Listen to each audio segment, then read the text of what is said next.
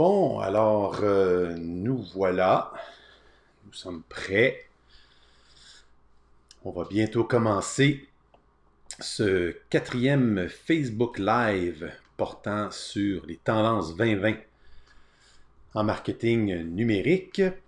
On va se donner quelques secondes encore pour donner le temps à tout le monde de se joindre à nous.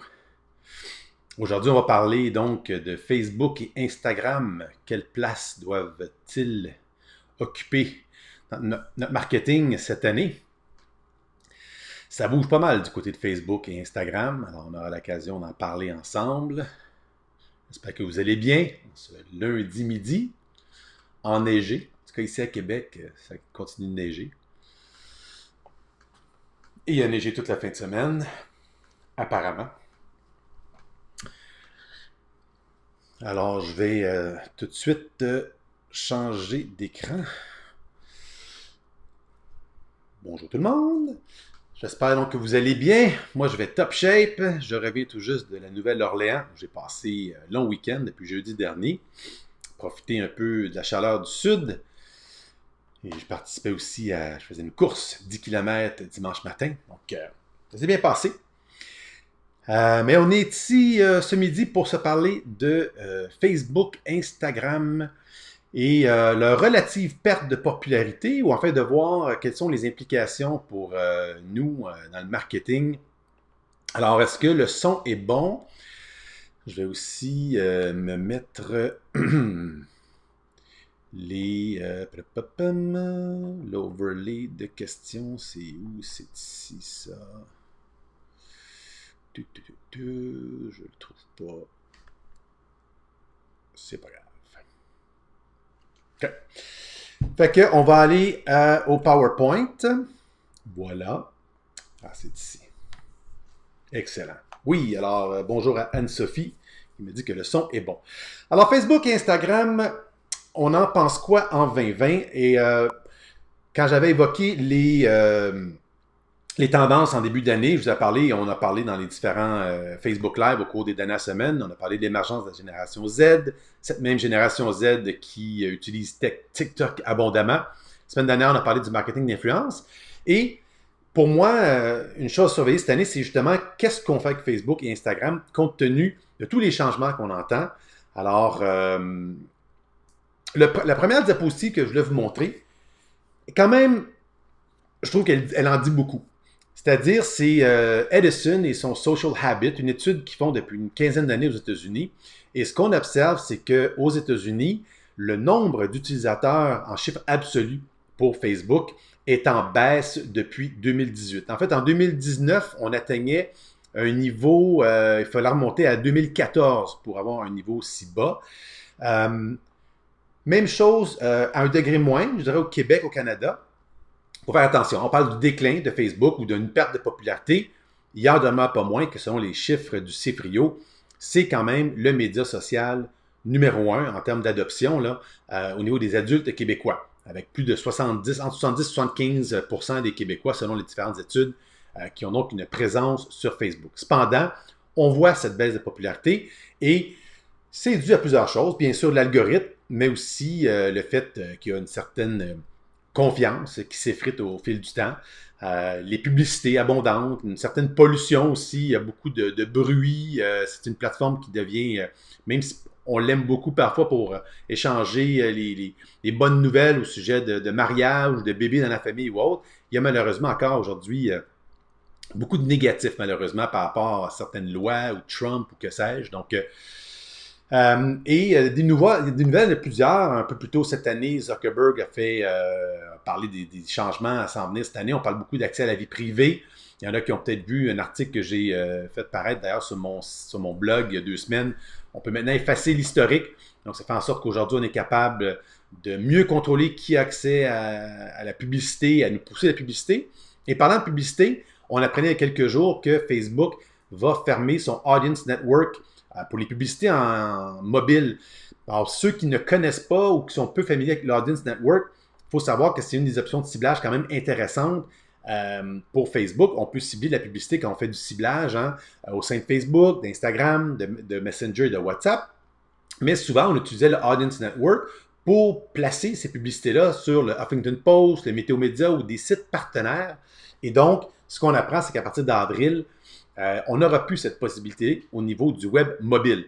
Alors, si vous dites, ah, c'est juste le web mobile, il faut quand même comprendre que c'est entre 85 et 90% des consommateurs aujourd'hui qui vont consulter Facebook ou le web via un appareil mobile. Donc, c'est quand même énorme. Donc, du côté de Facebook, ça bouge, il faut être conscient de ces aspects-là. Et du côté d'Instagram, ben, c'est pas tant que c'est un déclin. Alors ici, c'est peut-être mal nommé, mais ce qu'on voit, c'est que oui, il y a encore on est encore en augmentation au niveau du taux d'adoption. Encore une fois, les chiffres du CIFRIO montraient là, que en 2018, début 2019, on était rendu à 25% de la population québécoise qui l'utilisait. On peut s'attendre à être entre 30-35% en 2020. Donc, il y a une augmentation, certes. Cependant, plus il y a de gens qui vont sur Instagram, on a franchi le cap du milliard d'utilisateurs sur Instagram il y a bientôt maintenant 2 ans, ben, ça fait en sorte que l'algorithme devient plus sévère et ce qu'on voit, c'est une baisse dans le taux d'engagement pour les publications. Alors, Instagram, de tous les médias sociaux, et c'est une des raisons pourquoi on voit beaucoup d'influenceurs sur cette plateforme-là, c'était celui où on avait les meilleurs taux d'engagement, beaucoup plus élevés que sur Facebook, sur Twitter ou ailleurs. Alors, ce qu'on voit ici, c'est une étude qui avait été faite en 2019, où on a regardé les publications faites de janvier à juillet, et on voit cette baisse en taux d'engagement, là, on est à peu près à 1,2, 1,3%, et graduellement, on est rendu à 0,8%. Donc, de plus en plus difficile de faire interagir les gens, et on le remarque en tant que page entreprise également. Alors, compte tenu de ces aspects-là, ça sert quoi des pistes de solutions, des choses qu'on pourrait regarder en 2020 pour les marques. Alors, on va regarder ensemble quelques pistes de solutions pour Facebook. Le premier élément, c'est comment on peut utiliser la page comme outil de service client.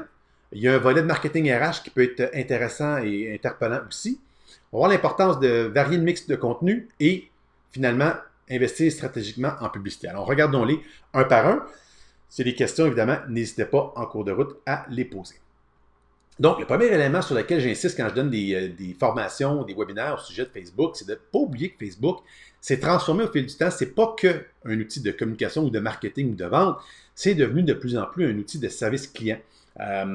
Donc, déjà, est-ce que vous avez activé la fonctionnalité de messagerie sur votre page? Alors, si j'arrive sur la page site du restaurant Toraya, vous voyez, il y a automatiquement la boîte qui s'ouvre, qui demande est-ce que vous avez des questions à poser. Il y a aussi les deux call to action, soit qu'on peut appeler maintenant ou envoyer un message de messagerie, mais vous savez qu'on peut personnaliser ce bouton-là, et soit que c'est envoyer un courriel, bref, allez regarder ce niveau-là et assurez-vous d'utiliser Facebook, non pas comme un endroit où on fait juste pousser de l'information tout le temps, et vous allez avoir des taux d'engagement, des portées à la baisse, mais utilisez-le aussi comme outil de service client. On voit de plus en plus des commissions scolaires, des endroits où ils vont dire, ben, si vous avez des fermetures d'école, vous n'êtes pas sûr, allez sur notre site web ou sur notre page Facebook. Donc, de plus en plus, la page Facebook devient un peu le point de chute pour donner de l'information qui n'est pas forcément, encore une fois, liée aux ventes ou au marketing.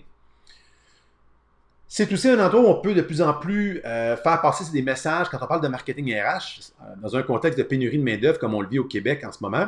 Ben, on voit des entreprises de plus en plus qui vont mettre de l'avant leurs employés, vont mettre de l'avant le côté humain. Alors, j'aime bien cet exemple ici là, que j'avais utilisé, j'avais vu passer ça il y a quelques semaines, quelques mois, les hôtels Jarreau ici à Québec, qui faisaient une série de publications mettant de l'avant les employés qui sont au sein de l'entreprise, donc qui travaillent depuis, dans ce cas-ci, cette personne travaille depuis plus de 30 ans, et on voit le niveau d'interaction, les commentaires, les partages, les likes, les gens aiment ce genre de contenu-là. Si vous avez célébré Noël ou l'Halloween, montrez le monde qui sont derrière, les artisans qui sont derrière votre entreprise. Si vous étiez fermé la semaine dernière en raison de la tempête, qu'est-ce qui se passait chez vous dans votre entreprise? C'est le genre de choses qui peuvent contribuer à rendre votre entreprise plus intéressante pour des candidatures éventuelles. Et ça, c'est pas rien dans un contexte où c'est difficile de recruter, comme vous le savez. Le mix de contenu, j'en parle souvent là encore dans les différentes formations que je donne, super important. On a tendance à être très linéaire, à faire des publications, soit toujours des liens vers des articles, vers votre blog, ou à être toujours en mode je me moi, promo, promo, promo. Assurez-vous de faire différents types de publications, que ce soit des photos, des liens vers des articles, ça peut être un article même au sein de Facebook, ça peut être une vidéo partagée, ça peut être un GIF, ça peut être un sondage. Donc, regardez les fonctionnalités, assurez-vous de varier et aller voir dans votre module statistique qu'est-ce qui performe le mieux. Depuis des années, on entend, avec différents sondages à l'appui, que c'est la vidéo qui fonctionne le mieux comme type de contenu au sein de Facebook. Et c'est ce que j'observe plus souvent qu'autrement. Mais sur une page d'entreprise que je gère, je suis allé voir en fin de semaine, et vous voyez les résultats devant vous. Pour cette page-là, ce sont les photos et les liens qui ont généré les meilleures statistiques en termes de portée, en termes d'interaction moyenne. Donc, allez voir ce qui fonctionne pour vous. Ce n'est pas forcément ce qui fonctionne pour ce qu'on entend ailleurs. Mais l'important ici, c'est de s'assurer qu'on ait un bon mix dans le type de contenu que l'on publie.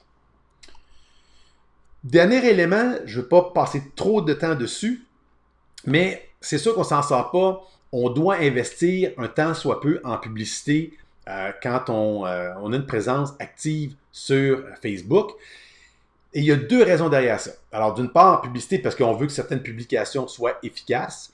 On veut que si on voit qu'on a une bonne portée pour une publication, on peut décider de la booster, ça va être bien, mais dans d'autres cas, on veut générer des conversions, générer du trafic vers le site web, c'est bien. Il faut juste comprendre un aspect, c'est qu'il y a un lien entre la publicité et les contenus organiques qui se font sur votre page. Ici, ce que vous voyez à l'écran, c'est extrait d'une formation Facebook sur la publicité dans laquelle je parle d'un élément qui est les User Value Signals, qui est un des éléments, une des variables qui entre en jeu pour savoir si une publicité va bien fonctionner. Facebook va regarder certains signaux. Et souvent, on regarde le côté à droite, c'est le niveau d'interaction par rapport à votre contenu publicitaire. Est-ce que les gens, qu'est-ce qui se passe après le clic? Est-ce que les gens vont sur votre site web? Est-ce qu'ils reviennent? Est-ce qu'ils font un achat? Donc, il y a tout un côté à ce niveau-là qui est évalué. Cependant, il y a aussi, est-ce qu'il y a de l'interaction sur votre page de manière organique? Ça a un impact donc sur les signaux et sur la valeur qui est donnée à la qualité de votre page. Ce qu'on essaie de dire ici, c'est que vous ne pouvez pas décider de dire « Ah ben, ma page de manière organique, c'est devenu n'importe quoi, on ne publie plus parce que les gens ne réagissaient pas anyway, on va juste faire de la pub, ça ne marche pas. » Faut avoir une page saine, il faut continuer d'être dynamique dans la gestion des contenus, faire en sorte que les publicités deviennent complémentaires. Et l'inverse est aussi vrai, c'est-à-dire que des fois, on va utiliser de la pub. Par exemple, on est lundi, on sait qu'on a une publication organique stratégique à faire mercredi ou jeudi prochain. Mais aujourd'hui, peut-être qu'on va faire une pub en ciblant les fans de la page, question de régénérer l'intérêt au sein de notre communauté, parce que dans 2 jours, dans 3 jours, je vais faire une publication et je veux que de manière organique, j'ai les meilleurs résultats possibles. Donc, les deux travaillent main dans la main, ce qu'on fait de manière organique et les contenus payants également. J'ai une question donc de Karine, je viens de voir passer. Est-ce possible de nous dire où trouver les statistiques par genre? Les statistiques par genre, on peut les trouver dans le module statistiques de Facebook, dans la section communauté, si je ne m'abuse. Sinon, je vais vous envoyer une capture d'écran parce que là, je n'ai pas ma page ouverte en ce moment. Je n'ai pas envie d'aller naviguer sur le web pendant que je donne le Facebook Live. Mais je vais vous donner un exemple en capture d'écran suite à ce Facebook Live. D'accord? C'est là. Voilà ce qu'il y en est pour Facebook. Maintenant, pour Instagram, qu'est-ce qu'on peut faire pour aller jouer avec l'algorithme qui nous fait des faux bons ou comment on peut avoir les taux d'engagement tels qu'on l'a toujours voulu souhaiter? Voici les 4 trucs qu'on va regarder ensemble pour nous aider. Le premier élément, et ça peut paraître contre-intuitif, c'est pas de publier plus, c'est peut-être de publier moins.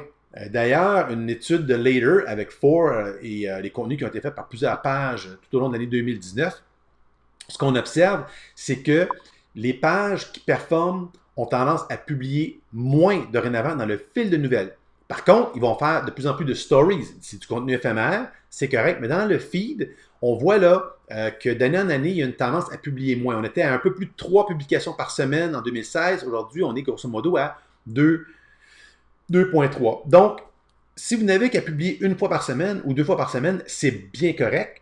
Vous pouvez publier plus souvent, bien sûr, dans les stories, mais assurez-vous, tant qu'à publier, que ce soit des contenus de qualité qui suscitent l'interaction et de rédiger des vignettes plus longues. Les vignettes, c'est ce qu'on appelle le caption, c'est le texte qui suit. Et là aussi, ce qu'on observe depuis environ 1 an, c'est que plus on met du contenu dans les vignettes, plus c'est du contenu qui va être partagé ou qui va susciter plus d'interaction. Alors, on sait que sur Facebook et d'autres plateformes, on dit souvent de garder ça court. Plus c'est court, mieux c'est. C'est le cas sur Twitter, c'est le cas sur Facebook. Mais étonnamment, depuis environ 12 à 18 mois, sur Instagram, ce qu'on observe, c'est que sous la photo, on met des contenus plus exhaustifs. Donc, j'ai un exemple ici de Camille DG qui prend le temps souvent de mettre de longs textes, 2, 3 paragraphes, où elle explique un peu une démarche, où elle explique un peu plus derrière ce qu'on trouve derrière la photo. Donc, ça peut faire en sorte qu'on va retrouver, on va augmenter le niveau de partage, les taux d'engagement sur les publications. Miser sur les stories, ben, j'en parle depuis maintenant plus de 2 ans quand je fais les conférences. L'année passée, on parlait aussi des tendances à surveiller. Je vous parlais des stories. Donc, c'est important. Ici, c'est une petite entreprise avec qui je collabore ici à Québec qui s'appelle Quality. Ils vendent des t-shirts féminins avec du vêtement créatif, comme ils disent, avec toujours des mots, des trucs originaux qui sont mentionnés sur les différents morceaux de linge qu'ils vendent. Alors, ils se sont fait des stories, ils en font régulièrement et ils vont faire également des mises en avant, donc des faits saillants ou des highlights, comme on peut voir, il y en a 3 sur leur compte. On en parlait quand on parlait des influenceurs et des autres comptes il y a 2 semaines. On a donné des exemples également. Donc, les stories demeurent encore le média, le format le plus populaire sur Instagram ou celui qui a le vent dans les voiles d'un point de vue publicitaire, mais aussi d'un point de vue organique. Donc, je pense qu'on a tout intérêt à tester. De toute façon, au bout de 24 heures, si ça n'a pas fonctionné, on se réessaye. Mais si vous avez des contenus qui, dans le temps, méritent d'être vus plus longtemps, ben, on s'assure de les mettre de l'avant en faisant des highlights, comme on peut le voir ici pour la page de Quality. Un autre aspect où on va vouloir, je pense, se pencher un peu cette année, ça va être de regarder au-delà des likes. Alors, vous savez que l'année passée, Instagram a, au Canada, ainsi que dans 6 autres pays, a enlevé les likes. On ne voit plus maintenant le nombre total de gens qui aiment une publication.